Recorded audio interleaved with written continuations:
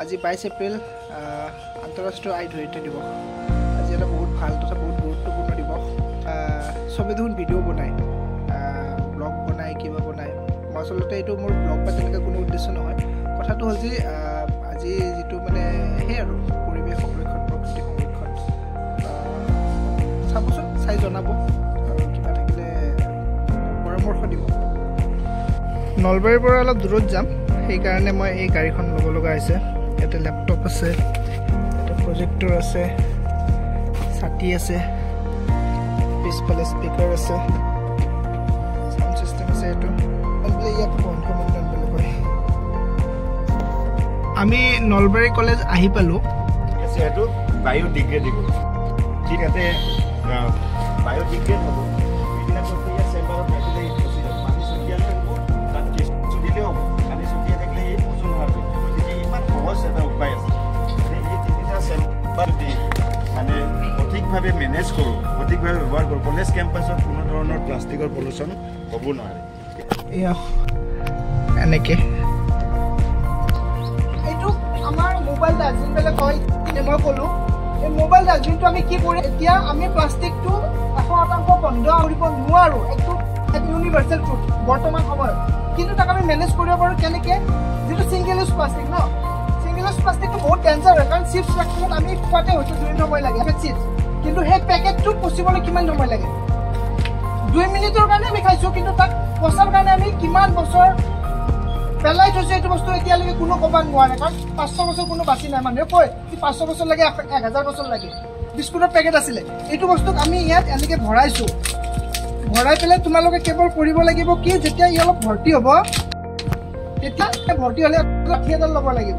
লাঠি এডাল লৈ পেলাই তাক এনেকৈ হেঁচি পেলাই এইকেইটা তোমালোকে চুই চাব পাৰা। এইকেইটা বহুত টান আৰু চবতকৈ ইণ্টাৰেষ্টিং কথাটো কি জানানে? এইটোৰ পৰা কি বনাব পাৰি, এইটো এটা সম্পদ হয়। তোমালোকৰ কলেজতে ইয়াৰ এক্সাম্পলটো আছে।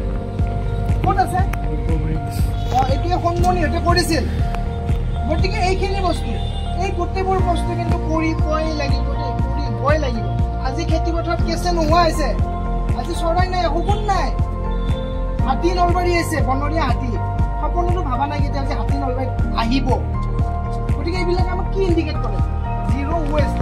আমি যদি আৱৰ্জনাই সৃষ্টি নকৰোঁ, হয়নে? আমি যোৱা সেই 30 তাৰিখে এটা নেচাৰ কেম্প পাতিছিলোঁ।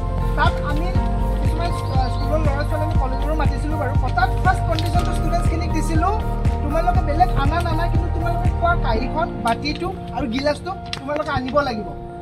আৰু তেওঁলোকে সঁচাকৈ ইমান উৎসাহেৰে আনিছে, বুজিছানে? আমি সেই গাঁও এখনত কৰিছোঁ, আমি তাতে কলপাত, কলডনাত আমি খাব পাৰিলোঁ হয়, কিন্তু আমি সেইখিনিও ৱেষ্ট আমি জেনেৰেট কৰিব খোজা নাই। গতিকে ছিংগল ইউজ প্লাষ্টিক গোটেইখিনি ইয়াতে। তাৰপাছত এইটো ৰিচাইকেলেবল এণ্ড ৰিইউজেবল, এই বটল জাতীয়, আৰু এইখিনি বস্তু আমাৰ ইয়াতে পচন্দশীল। এই গোটেইখিনি বস্তুৰ পৰা আমি পইচা পাওঁ। ছিংগল ইউজ প্লাষ্টিকটো 20 বছৰ পিছত তোমালোকে য'তে যোৱা, খেতি পথাৰত খেতি কৰিব গৈছে তাতে প্লাষ্টিক ওলাব, নদীত গৈছে তাতে প্লাষ্টিক ওলাব, ড্ৰেইনত গৈছে তাতে প্লাষ্টিক ওলাব, ৰাস্তাত প্লাষ্টিক ওলাব। কৰিব বোলে সাধাৰণতে প্ৰব্লেমটো কি হয় যে কামখিনি বেলেগে কৰিব, নিজে কিন্তু বস্তুটো ইউজ কৰি থকা যায়। যে এইটো এনেধৰণৰ প্ৰব্লেম হৈছে, আমি প্লাষ্টিক কমাব লাগে। আমি চাহ পানী খাম ইয়াত।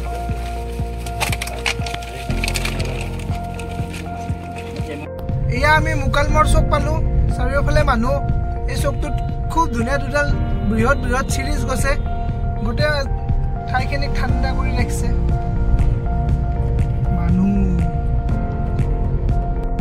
এয়া বৰতলা হাইস্কুল আমি সোমাই আছোঁ।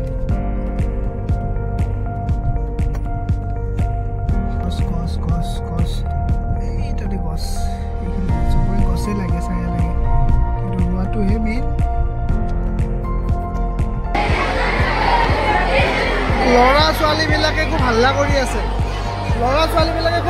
আছে, হাল্লাটো কৰিবই। কিন্তু এতিয়া যেতিয়া প্ৰগ্ৰেম ষ্টাৰ্ট হ'ব, চব চুপচাপ হৈ যাব। আমাৰ ভিতৰত প্ৰগ্ৰেম চলি আছে, মই দেখাবলৈ যত্ন কৰিম।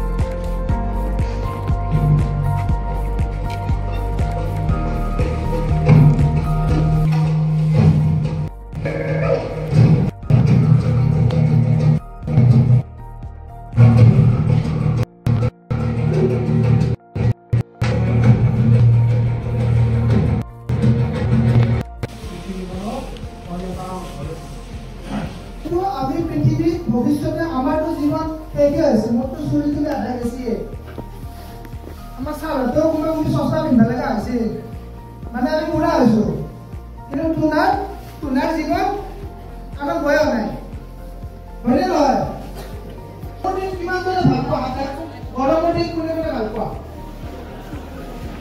ওকে একজন দুইজন তিনজন চাৰিজন ঠাণ্ডা গৰমো ভাল পোৱা বাৰু কিন্তু গৰম কোনে ভাল পোৱা ডাঙৰ